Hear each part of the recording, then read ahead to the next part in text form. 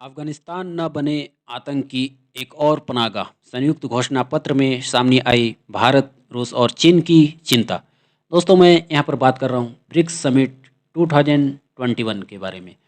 तो आप जैसे जानते हो, एक तरह से ये 13 समिट था, यानी आप कह सकते हो एक तरह से इस बार ये ब्रिक्स सम्मेलन जो था ये 13 समिट था। और मैं आपको बता दूं, यहाँ पर मेनली जो है एक तरह से अफ़गानिस्तान के बारे में बात किया गया। तो आपको मैं बताना चाहूँगा कि यहाँ पर टेररिस्ट को मेनली रोकने के बारे में इस सम्मेलन में बात किया गया। और आइए हम जानते हैं ब्रिक्स सम्मेलन के बारे में। तो टॉपिक्स को स्टार्ट करने से पहले जितने भी लोग यहाँ पर कंपटीशन की तैयारी करने वाले हो और जो लोग कंपटीशन की तैयारी नहीं भी करते हो, वो लोग भी इस विशेष इन्फॉर्मेशन को सुनने की कोशिश करें। तो आइए इस टॉपिक को स्टार्ट करें। तो सबसे पहले मैं आपको यहाँ पर बताना चाहूँगा कि जैसा कि इस बार ब्रिक्स समिट 2021 हुआ और ब्रिक्स देशों के प्रमुख में से सिर्फ रूस के राष्ट्रपति यानी व्लादिमीर पुतिन ने अपने भाषण में अफगानिस्तान के हालात का सीधे तौर पर जिक्र किया, लेकिन सभी देशों की तरफ से बाद में बताया गया कि आंतरिक चर्चा में अफगानिस्तान एक बहुत बड़ा मुद्दा रहा, जैसा कि मैंने आपको थोड़ी देर पहले बताया। और मैं आपको यहाँ पर बताना चाहूँगा कि दुनिया के 5 बड़े देश जैसे ब्राज़ील, रूस, भारत, चीन और दक्षिण अफ्रीका। तो यहाँ पर आप ये चीज़ को जान लीजिए, जैसा कि बहुत लोग जानते भी होंगे, ब्रिक्स का जो फुल फॉर्म होता है B4 आप कह सकते हो ब्राज़ील, और R4 आप कह सकते हो रसिया, और यहाँ पर I4 आप कह सकते हो इंडिया, और C4 आप कह सकते हो चाइना, और S4 आप कह सकते हो साउथ अफ्रीका। तो ये जो है ये इसके फुल फॉर्म है। तो मेनली ये चीज़ आपको याद रखनी है, और ये जो 5 देश हैं यही ब्रिक्स के अंदर आते हैं। तो मैं आपको यहाँ पर बताना चाहूँगा, एक तरह से अफ्रीका के संगठन या फिर इतने भी दोस्त देश हो गए भारत, चीन, और इस संगठन ब्रिक्स ने अफगानिस्तान के हालत को लेकर चिंता जताई है और इस देश को आतंकवाद की पनाहगाह बनाने से रोकने की अपील की है। और संगठन के प्रमुखों की गुरुवार को हुई वर्चुअल बैठक की अध्यक्षता इस बार प्रधानमंत्री नरेंद्र मोदी ने की। और मैं आपको बताना चाहूँगा, इस बार जो अध्यक्षता की गई वो नरेंद्र मोदी के द्वारा की गई। तो ये चीज़ आपको ध्यान देना है। और यहाँ पर मैं आपको ये भी बताना चाहूँगा कि ये जो सम्मेलन हुआ इसी गुरुवार को हुआ, और मैंने आपको यहाँ पर बताया ये 9 सितंबर को ये सम्मेलन हुआ। और साथ ही साथ मैं आपको यहाँ पर यह भी बताना चाहूँगा कि यह 15वीं सालाना बैठक थी। देखिए, बहुत लोग यहाँ पर कन्फ्यूज करते हैं, ये 15th मैं बैठक के बारे में बात कर रहा हूँ, लेकिन बहुत लोग यहाँ पर सोच रहे हैं कि ये तो 13 समिट था, तो फिर आप ये 15th कैसे बता रहे हो। देखिए, मैं आपका यहाँ पर कन्फ्यूजन को दूर करता हूँ, आप यहाँ पर ध्यान से समझिए। मैं यहाँ पर बात कर रहा हूँ इस बैठक का, राइट, लेकिन समिट की बात करोगे तो ये 13 समिट था इस बार। तो इसको आप कह सकते हो यानी एक तरह से एनिवर्सरी। तो एनिवर्सरी की अगर आप बात करोगे तो एक तरह से यह 15th एनिवर्सरी थी, राइट। तो अब आपका कन्फ्यूजन दूर हो गया। देखिए, और भारत इस साल के लिए एक तरह से इसका अध्यक्ष है, मैंने आपको बता दिया, जैसा कि प्रधानमंत्री इसका अध्यक्ष रहे थे। और प्रधानमंत्री ने अपने संबोधन में जानकारी दी कि ब्रिक्स देशों ने आतंकवाद के खिलाफ एक कार्य योजना को स्वीकृति दे दी है। इस कार्य योजना का प्रस्ताव भारत की तरफ से ही किया गया था, राइट। तो ये चीज़ आपको ध्यान देना है कि ये जो कार्य योजना के प्रस्ताव किए गए ये भारत की तरफ से ही किए गए। तो आइए इसके बारे में और कुछ चर्चा करते हैं। तो देखिए, मैं आपको यहाँ पर एक चीज़ बताना चाहूँगा कि प्रधानमंत्री ने यह भी कहा कि अगले 15 वर्षों के दौरान ब्रिक्स को और मजबूत बनाने का लक्ष्य होना चाहिए। इस तरह से भारत ने स्पष्ट कर दिया कि पिछले 3 वर्षों में अमेरिका ने नेतृत्व में क्वाड, यानी क्वाड कहने का मतलब यहाँ पर 4 देशों का संगठन का अहम सदस्य बनाने के बावजूद यह ब्रिक्स को लेकर प्रतिबद्ध है। आप यहाँ पर कह सकते हो कि रूसी राष्ट्रपति व्लादिमीर पुतिन, चीन के राष्ट्रपति शी जिनपिंग, ब्राज़ील के राष्ट्रपति जेयर बोल्सोनारो और दक्षिण अफ्रीका के राष्ट्रपति साइरल रामाफोसा की तरफ से भी ब्रिक्स को मजबूत बनाने की प्रतिबद्धता जताई गई। तो सभी देशों के राष्ट्रपति और प्रधानमंत्री की तरफ से इस सम्मेलन को प्रस्ताव रखा गया और सभी ने आतंकवाद के खिलाफ यह बात करी। और मैं आपको बता दूं कि यहाँ पर मेनली अफ़गानिस्तान का चर्चा हुई, और साथ ही साथ चर्चा तो बहुत चीज़ों के बारे में हुई, जैसे कि कोरोना को हटाना है, और इस ग्लोबल दुनिया में जैसे बिजनेसेस को बढ़ाना है, तो ये सब के बारे में भी चर्चा करी गई। लेकिन मैं आपको बताना चाहूँगा कि अफ़गानिस्तान के बारे में ख़ासकर चर्चा करी गई। तो आइए इसके बारे में और कुछ जानते हैं। देखिए, मैंने आपको बताया कि टेररिस्ट को यहाँ पर रोकना है, तो इसके बारे में ये तो बात करी गई। और बैठक में पुतिन और जिनपिंग ने अपने भाषण में अफ़गानिस्तान के हालत का सीधे तौर पर जिक्र किया, लेकिन सभी देशों की तरफ से बाद में बताया गया कि आंतरिक चर्चा में अफ़गानिस्तान एक बड़ा मुद्दा रहा। बाद में जारी घोषणा पत्र में अफ़गानिस्तान ने सत्ता हासिल करने वाले तालिबान से परिचित तौर पर उम्मीद जताई कि वहाँ दूसरे देशों में आतंकवादी घटनाओं को अंजाम देने से वाले संगठनों को पनपने नहीं दिया जाएगा। तो मैंने आपको बताया था थोड़ी देर पहले कि यहाँ पर टेररिस्ट को रोकना है। इस तरह जैसे कि रूस, चीन और भारत ने खास तौर पर अपनी चिंताओं को सामने रखा, तो सभी देशों ने इसके बारे में बात करी। तो मैं आपको यहाँ पर एक चीज़ और बताना चाहूँगा कि यहाँ पर देखिए, टेररिस्ट जैसे कि अभी आप हाल ही में जैसा कि जानते हो एयरपोर्ट पर ये हादसा हुई, और जैसा कि आप जानते हो कि आफ्टर दैट अमेरिका ने उसका बदला भी लिया। और मैं आपको बताना चाहूँगा कि बाद में जारी घोषणा पत्र में अफ़गानिस्तान ने सत्ता हासिल करने वाले तालिबान से परोक्ष तौर पर उम्मीद जताई। और देखिए, यहाँ पर घोषणा पत्र में आतंकी संगठनों के नाम नहीं। इसका मतलब ये हुआ कि घोषणा पत्र में आतंकवाद के खिलाफ साझा लड़ाई और वैश्विक स्तर पर और गहरे सहयोग की बात है। लेकिन इस साल के घोषणा पत्र में आतंकी संगठनों के नाम नहीं है जिनके खिलाफ ये देश कार्रवाई करने का मुद्दा उठाते रहे हैं। इसमें यह जरूरी है कि ब्रिक्स देशों के बीच आतंकवाद के खिलाफ एक रणनीति बनाने पर सहमति बनी हुई है, और जिसके तहत एक कार्य योजना को हरी झंडी दिखाई गई है। माना जा रहा है कि भारत अब पाकिस्तान समर्थ आतंकी संगठनों के खिलाफ चीन और दूसरे ब्रिक्स देशों का ज़्यादा समर्थन हासिल कर सकता है।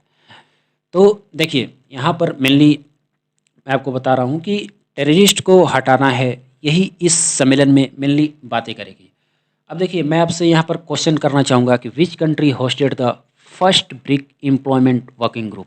जैसा कि इसका शॉर्ट फॉर्म जो होता है EWG होता है, तो इसका जो आंसर होगा वो होगा इंडिया। कंपटीशन वाले खासकर ध्यान दें। तो यहाँ पर नेक्स्ट क्वेश्चन अगर मैं आपसे करूँ कि द 2021 नाटो समिट, देखिए समिट से ये क्वेश्चन है तो इसलिए मैंने एक नाटो का क्वेश्चन ला दिया। तो was organised in which city, तो ये किस सिटी में ऑर्गेनाइज हुआ था, तो ये हुआ था ब्रुसेल्स में।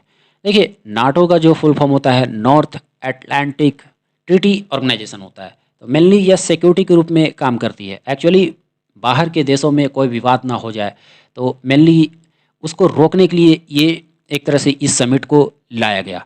और मिलिट्री ग्रुप, जितने भी देश के मिलिट्री ग्रुप हैं उसको और भी मजबूत किया जाए, तो इसी के चलते इस समिट को लाया गया। और मैंने आपको बता दिया कि इसका जो ऑर्गेनाइज एक तरह से हुआ 2021 में, वो ब्रुसेल्स में हुआ। और आप जान लीजिए कि ब्रुसेल्स में इसका हेड क्वार्टर भी है। अब देखिए, मैं यहाँ पर बात करूँगा Afghanistan will not be allowed to become the centre of drug trade. देखिए, इसका मतलब ये हुआ कि अफगानिस्तान को नहीं बनने देंगे नशा उत्पादों के कारोबार का केंद्र। तो एक्चुअली ये है क्या, अफगानिस्तान की स्थिति पर चिंता जताते हुए घोषणा पत्र में सभी पक्षों से कहा गया, यानी आप कह सकते हो कि जितने भी देश शामिल हैं, ब्राज़ील, इंडिया, साउथ अफ्रीका वगैरह जो भी है, तो कहा गया कि वे शीघ्रता से हिंसा का रास्ता छोड़कर हालात का समाधान शांतिपूर्ण तरीके से निकालने की कोशिश करें। वहाँ स्थिति के लिए अफगानिस्तान के सभी पक्षों के बीच बातचीत को बढ़ावा देने के साथ ही हाल में हामिद करजई हवाई अड्डे, जैसा कि मैंने बात की कि हवाई अड्डे के पास जो हमला हुआ था, तो उस हवाई अड्डे का नाम है हामिद करजई हवाई अड्डे। तो मैंने जैसा कि स्क्रीन पर भी ये दिखलाया है, तो ये आप देख लीजिए, इस हवाई अड्डे का नाम है जो घटना हाल ही में हुआ था, इसके बारे में खासकर चर्चा करी गई। और इस हवाई अड्डे पर हुए आतंकी हमलों के बारे में भी निंदा की गई। उम्मीद जताई गई कि अफगानिस्तान में आतंकवाद के खिलाफ लड़ाई को प्राथमिकता दी जाएगी। साथ ही अफगानिस्तान को नशा उत्पादों के कारोबार का केंद्र नहीं बनने दिया जाएगा। वहाँ अफगानी महिलाओं हो गए, जैसे बच्चे हो गए, या फिर आप कह सकते हो अल्पसंख्यों में मानवाधिकारों की रक्षा के लिए यह कदम उठाए जाएंगे। तो यहाँ पर देखिए, वहाँ पर जितने भी जैसे कि चिल्ड्रन हैं अफ़गानिस्तान में, या फिर आप कह सकते हो वुमेन्स हैं, तो मेनली वो लोग सेफ महसूस नहीं कर पाते हैं। तो इस इसको लेकर भी यहाँ पर ब्रिक्स सम्मेलन में इस बार बात करेगी, और ये सभी ने, जितने भी देश इसके अंदर आते हैं, सभी ने मिलकर इसका निर्णय लिया कि वहाँ पर जितने भी अफ़गानिस्तान में वुमेन्स के ऊपर जितने भी अत्याचार हो रहे हैं, या फिर चिल्ड्रन के ऊपर जितने भी अत्याचार हो रहे हैं, तो उसको इस बार मतलब एक तरह से आगे फ्यूचर में उसे रोकना है। कैसे रोकना है, तो यही इस सम्मेलन में इस बार बात करी गई है। आइए इसके बारे में और भी कुछ चर्चा करते हैं। जैसा कि आप यहाँ पर ट्वीट में देख सकते हो दोस्तों, कि नरेंद्र मोदी का ये ट्वीट है, और इन्होंने क्या लिखा कि was delighted to host the virtual BRICS summit in 15th year of BRICS. BRICS has taken many new initiative during India chairship. तो ब्रिक्स यहाँ पर जो है एक तरह से बहुत ही नयापन, यहाँ पर एक तरह से जितने भी आप कह सकते हो, जैसे कि कोविड ग्लोबल रिकवरी के बारे में यहाँ पर बात किया गया, मोटो बिल्ड बैक रेसिडेंटली के बारे में बात किया गया, इनोवेटिवली के बारे में, इनोवेटिवली कहने का मतलब कुछ नयापन, क्रेडिबली के बारे में बात किया गया, और सस्टेनेबली के बारे में बात किया गया। तो यहाँ पर देखिए इतने भी चीज़ हैं, तो इन सभी के बारे में यहाँ पर बात करी गई। अब देखिए एक ट्वीट और है, we discussed important regional and global issue. तो उन्होंने एक तरह से ग्लोबल प्रॉब्लम जो होती है उसके बारे में भी बात करी, और उन्होंने ब्रिक्स को थैंक किया, partners would support help India chair achieve many first. आइए इसके बारे में और कुछ जानते हैं। तो यहाँ पर देखिए, will trace the origin of corona.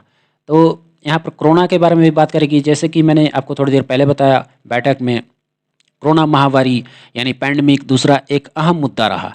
तो दूसरा मुद्दा की बात करेंगे तो ये कोरोना काल रहा, और पांचों देशों को इस महामारी ने काफ़ी नुकसान पहुंचाया है। एक्चुअली देखिए, पांचों देशों को इस महामारी, आप कह सकते हो कि ये जो पैंडमिक आई, तो ये जो 5 देश हैं ब्रिक्स के अंदर, तो उन सभी देशों को नुकसान पहुंचाया गया। अब नुकसान पहुंचाया गया, तो आप ये नहीं कह सकते कि सभी इन 5 देशों को छोड़ कर सभी ने नुकसान पहुंचाया, ऐसा नहीं है। कहने का मतलब उनमें से ये 5 देश भी हैं जिसमें आप कह सकते हो पैंडमिक ने नुकसान पहुंचाया। अब देखिए, संयुक्त घोषणा पत्र में कोरोना महामारी के उद्यम का पता लगाने की भी बात की गई। इसके लिए विज्ञान आधारित और पारदर्शी, निश्चित समय सीमा वाली और राजनीति से दूर प्रक्रिया का समर्थन किया गया। इसके अलावा कोरोना वैक्सीन के वितरण में भी बढ़ रही असमानता पर अफसोस जताया गया। आप और मैं आपको यहाँ पर एक चीज़ बताना चाहूँगा कि यहाँ पर वैक्सीनेशन के बारे में भी बात करेगी कि वैक्सीनेशन को ज़्यादा से ज़्यादा बढ़ावा दिया जाए। कोरोना के अनुभव को देखते हुए सदस्य देशों के बीच स्वास्थ्य और बीमारियों से जुड़े दूसरे क्षेत्रों में सहयोग को और बढ़ाने की सहमति चली है। आइए इसके बारे में और कुछ बात करते हैं। तो यहाँ पर देखिए, द इकोनॉमिक्स टाइम्स के हिसाब से मैं आपको यहाँ पर दिखलाना चाहूँगा कि Modi mention that the leaders will discuss important global and regional issue. जैसा कि मैंने ये चीज़ आपको ट्वीट में भी दिखलाई, और यही ट्वीट जो है ये इकोनॉमिक्स टाइम्स में भी लाया गया। तो देखिए, ट्वीट्स का बहुत बड़ा रोल है, तो इसलिए आप लोग ट्वीट्स को जरूर पढ़िए कि जितने भी बड़े बड़े लीडर्स होते हैं या फिर बिजनेसमैन होते हैं वो क्या ट्वीट करते हैं। तो ट्वीट का इन्फॉर्मेशन बहुत ही बड़ा पावरफुल है, तो इस इन्फॉर्मेशन को यहाँ पर लाया गया। अब देखिए, it is understood that PM said BRICS counter terror action plan has acquired relevance in the backdrop of the Afghanistan situation. तो यहाँ पर मेनली बात करेगी टेररिज्म के बारे में। तो टेररिज्म को यहाँ पर रोकना है, और उसके बारे में प्लान भी करी गई। ये चीज़ मैंने आपको थोड़ी देर पहले भी समझा दी। Putin was the only leader to raise the Afghanistan issue. अब देखिए, पुतिन ने खास करके इसके बारे में बात की, अफगानिस्तान का जो इशू है, जो तालिबान वहाँ पर कैसे फैल रहा है, कैसे उसका पालन किया जा रहा है, तो उसको कैसे रोकना है। तो इस चीज़ के बारे में ये जो अहम मुद्दा जो है पुतिन ने उठाया था।